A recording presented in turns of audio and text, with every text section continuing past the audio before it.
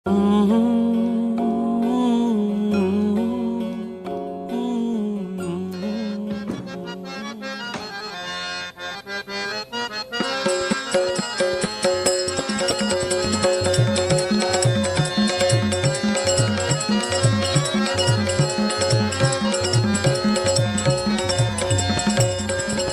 ह्याच हाताने ह्या चेहऱ्यावर शेकडो भावनांच्या रंगजटा रंगवल्या, पण आता एक साधी रेष सुद्धा रंगवली जात नाही.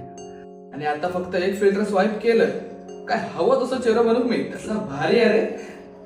अरे आमच्या वेळी वर्षातनं एकदा भरणारी जत्रा सुद्धा हीच आमच्यासाठी संधी होती, आणि तोच आमचा रंगमंच.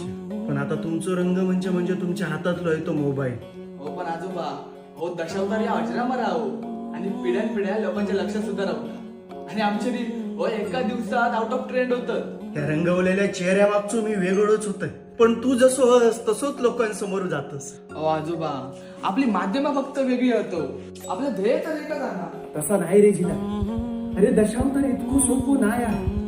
अरे विष्णूचे 10 अवतार लोकांसमोर मांडूचे म्हणजे स्वतःमध्ये दैवत्व निर्माण करूचा लागतात.